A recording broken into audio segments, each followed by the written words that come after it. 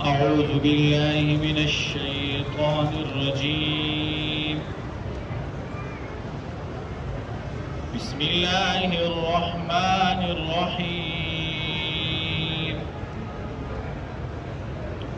ألف لام ميم. ذلك الكتاب لا ريب فيه هدى للمتقين الذين يؤمنون بالغيب ويقيمون الصلاة ومما رزقناهم ينفقون والذين يؤمنون بما أنزل إليك وما أنزل من قبلك وبالآخرة هم يوقنون أولئك على هدى من ربهم وأولئك هم المفلحون.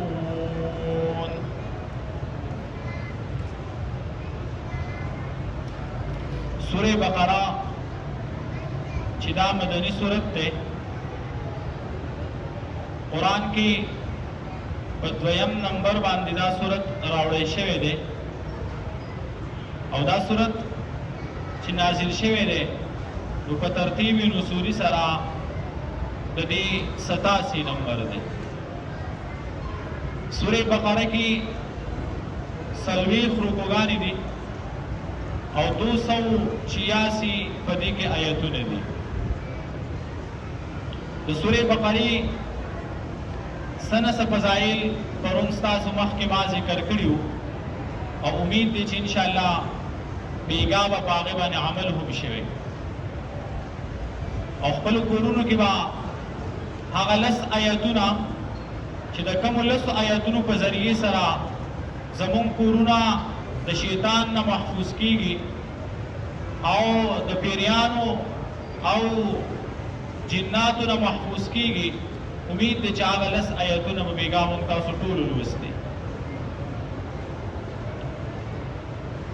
بیا الف لام میم کې خبره ستاسو مخکې واضحه شوې وه چې یا خو دا چیلنج دی د ټولې دنیا د کافرانو دپاره او یا الف لام میم دا د الله پاک او د نبي علیه الصلاة والسلام مبارک په منځ کې د راز خبرې دي.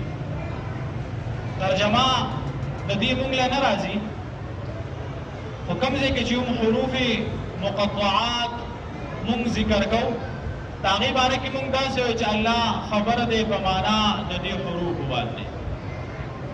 بیا ذلک الکتاب چې دا هغه کامل کتاب دی، دا قرآن داسې کامل کتاب دی لا ریبا چې هیڅ شک نشته دی فیه په دې قرآن کې هدن دا سراسر هدایت ته للمتقین د پرهیزګارانو دپاره. بیا تاسو ته ما پرون وضاحت کړی چې دا قرآن الله پاک د ټولې دنیا د انسانانو دپاره هدایت جوړ کړی دی او دنیا ته یې رالیږلی دی. خو دلته چې الله تبارک وتعالی فرمایي دا قرآن هدایت دی د متقیانو دپاره په دې اعتبار سره چې د قرآن نه فایده اخیستونکي هغه صرف او صرف متقیان خلک دی. بیا تقوا ویلی کېږي چې پوره په احتیاط سره خپل ژوند تېرول، داسې عملونه او کارونه او خبرې نه کول په کومو عملونو او خبرو سره چې الله پاک ناراضه کېږي او دې انسان ته د الله په دربار کې بیا مشکلات راپېښېږي. د هغې ټولو خبرو نه ځان ساتل دې ته تقوا ویلی کېږي. او په شریعت کې تقوا ویلی کېږي ځان د هر هغې ښکار نه او د هر هغې خبرو نه منع کول، د کومو خبرو نه او د کومو کارونو نه چې الله پاک منع کړي ده او په هغه کارونو باندې او په هغه خبرو باندې ژوند تېرول، د کومو کارونو او د کومو خبرو چې الله حکم کړی دی چې تاسو د دې مطابق ژوند تېروئ نو دې ته تقوا ویلی کېږي. بیا د تقوا ډېرې درجې دي. یوه درجه د تقوا دا ده چې انسان ځان د شرک نه وساتي. دویمه درجه د تقوا دا ده چې انسان ځان د ګناه نه وساتي. دریمه درجه د تقوا دا ده چې انسان ځان د دا مشتبهاتو نه وساتي. مثال په تور مشتبه دي ته ویل کېږي لکه حدیث مبارک ته نبی علیه الصلاۃ والسلام مبارک فرمایي الحلال بین حلال واضح دي والحرام بین او حرام واضح دي. خو د دې په منځ کې چې کوم څیزونه دي هغې ته مشتبهات ویل کېږي. مثال په تور د یو څیز په باره کې شک راغی چې آیا دا شی حلال دی او که حرام دی، نو بیا تقوا دا ده چې دغه شی پرېږده. دغه شی که د خوړو سره تعلق ساتي خورئ ما، که دغه د استعمال سره تعلق ساتي استعمالوئ ما. ځکه تقوا دې ته ویل کېږي چې ځان د مشتبهاتو نه وساتلی شي. او امام ابو حنیفه رحمه الله فرمایي چې په دې یو حدیث باندې عمل کول داسې دي لکه انسان چې په 1,00,000 احادیثو باندې عمل وکړي. نو بس حلال واضح دي حرام واضح دي. کوم څیز کې چې موږ ته شک راغی چې آیا دا شی حلال دی او که حرام دی، تقوا دا ده بس دغه شی پرېږده. نو چې چا مشتبهات پرېښودل دا سړی په تقوا باندې روان شو، ده په تقوا باندې عمل وکړو. بیا علامات د تقوا څه دي؟ موږ ته به څنګه پته لګي چې دا سړی په تقوا باندې ژوند تېروي، دا سړی متقي دی او دا سړی پرهیزګار دی.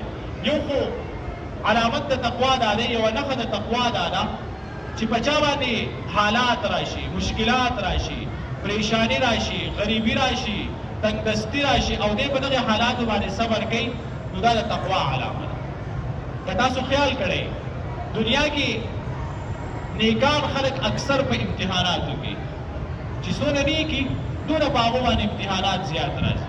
او چې څونه یو سړی د الله نه لري، د الله پاک سره وراني، د الله محبت د هغه په زړه کې نه، دومره په دې سړي باندې د دنیا نعمتونه کېږي.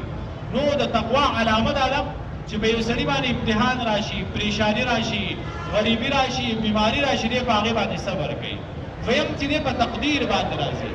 او دریم چې الله پاک ده ته کم نعمتونه ورکړي دی په هغه نعمتونو باندې شکر ادا کوي. د ځان نه همیشه لاندې خلکو ته ګوري، د ځان نه اوچتو خلکو ته نه ګوري. ځکه چې کله هم یو سړی د ځان نه اوچتو خلکو ته ګوري، نو ده ته چې الله پاک کم نعمتونه ورکړي په هغه نعمتونو باندې ناشکري پیدا کېږي. او چې کله یو انسان د ځان نه لاندې خلکو ته ګوري، مثال په طور یو سړي ته الله مال ورکړی دی، خدای د ځان نه مالداره ته ګوري، ده ته به د خپل مال کم ښکارېږي. او دی چې د ځان نه غریب ته ګوري، ده ته به د خپل مال ډېر ښکارېږي. یو سړی دی ده ته الله پاک صحت ورکړی، خدای د ځان نه ښه صحتمند ته ګوري، نو دی به په صحت په نعمت باندې ناشکري کوي. او چې کله یو بیمار او مریض ته ګوري، دی به په دغې نعمت باندې شکر ادا کوي. او څلورم دا د تقوا علامه ده چې دا سړی په قرآن باندې عمل کوي. نو چې کله دا څلور خبرې موجود شي او په کوم انسان کې دا څلور خبرې، دا سړی د خوشحاله شي چې دی متقیانو په صف کې شامل دی، دی د متقیانو په فهرست کې شامل دی. نو الله فرمایي چې دا قرآن سراسر هدایت دی للمتقین، د متقیانو لپاره. بیا د متقیانو صفات الله تبارک وتعالی ذکر کوي چې متقیان څوک دي؟ الذین یؤمنون، متقیان هغه کسان دي یؤمنون بالغیب چې ایمان لري په غیب باندې. پرون دې کې تاسو مخکې څه نه وضاحت شوی، لکه مثال په طور موږ جنت جهنم نه دي لیدلي، خو زموږ په ایمان دی. موږ فرشتې نه دي لیدلي، زموږ په ایمان دی. موږ قبر عذاب نه دی لیدلی، خو د نبي علیه السلام د احادیثو د قرآن د آیتونو نه معلومه او ثابته خبره ده، بس موږ په ایمان راوړو. یا موږ نبي علیه السلام مبارک نه دی لیدلی، خو موږ په نبي علیه السلام مبارک باندې ایمان راوړی دی. د ایمان بالغیب ویلی کېږي. لکه حضرت انس رضی الله تعالی عنه نه روایت دی، دی فرمایي چې یو بېره نبي علیه السلام مبارک وفرمایل چې زما ارمان دی، زما زړه دا غواړي چې ما خپل وروڼه لیدلی وی، ما د خپل وروڼو سره ملاقات کړی وی. صحابو کې چا عرض وکړه الله رسول صلی الله علیه وسلم موږ ستاسو وروڼه نه یو. نبي علیه السلام مبارک وفرمیل نه، تاسو خو زما ملګري یئ، تاسو خو زما ملګري یئ، زما وروڼه به هغه چې زه به یې نه یم لیدلی او په ما به ایمان راوړی. نو موږ تاسو ته نبي علیه السلام مبارک وروڼه ویلي دي. الحمدلله په دې باندې موږ تاسو ته د الله پاک شکر ادا کول پکار دی چې موږ نبي علیه السلام مبارک نه دی لیدلی، خو بیا هم موږ په نبي علیه السلام مبارک باندې ایمان لرو. دې د ایمان بالغیب ویلی کېږي. یا دویم روایت هم د حضرت انس رضی الله تعالی عنه دی چې نبي علیه السلام مبارک وفرمایل چې د هغه چا دپاره مبارکي ده یوه پیره چا چې زه لیدلی یم او په ما ایمان راوړی، د هغه چا دپاره مبارکي ده زیری دی خوشخبری ده چا چې زه لیدلی یم په ما ایمان راوړی او د هغه چا دپاره اووه پیرې مبارکي ده د هغو دپاره اووه پیرې خوشخبري ده اووه پیرې د هغو دپاره زیری چې زه یې نه یم لیدلی او په ما ایمان راوړی نو موږ تاسو ته اووه پیرې زیری راکړی شوی دی اووه پیرې خوشخبري راکړی شوي ده نو په دې باندې موږ تاسو ټول ته د الله شکر ادا کول پکار دي چې الله تبارک وتعالی موږ تاسو ټول ته ایمان بالغیب نصیب کړی دی او بیا دویم صفت الله پاک د متقیانو ذکر کوي ویقیمون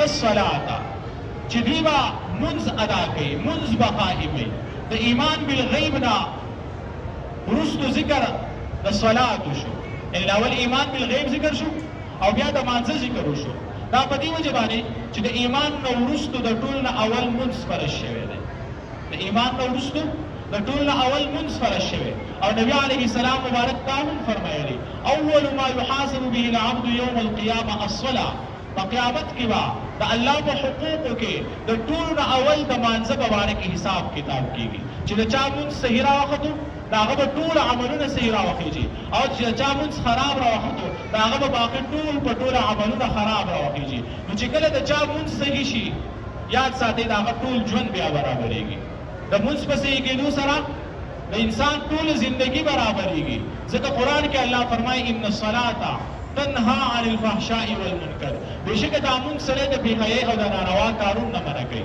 بس یو سړی مونځ کوي کارونه د بېحیایۍ کوي یا د ناروا کارونو کې دی لګیا دی نو دې سړي ته مونځ نه دی نصیب شوی د ده مونځ د الله په دربار کې نه قبلېږي دی راځي حاضري لګوي خو دی د الله پاک په دربار کې حاضر نه شمارولی کېږي نو مونږ تاسو ته پکار دی چې مونږ د مونځ اهتمام کوو یا کتابونه لیکي ویقیمون الصلاة چې د مونځ قایمولو مطلب ده چې مونځ ادا کوي د ټولو حقوقو سره مونځ ادا کوي د ټولو حقوقو سره ویقیمون الصلاة او ادا کوي مانځه لره د ټولو حقوقو سره بس د مونځ حقوق په دوه قسمه دي د مانځه حقوق په دوه قسمه دي یو ظاهري حقوق دي او یو باطني حقوق دي ظاهري حقوق دا دي چې په مانځه کې کومې خبرې لازم دي د هغې خیال وساتلی شي یعنې د مانځه نه مخکې د اودس کړی د ده کپړې پاکي د ده وجود پاکي د ده دی چې په کوم ځای باندې مونځ کوي هغه ځای پاکي قبلې طرف ته ده مخ کړی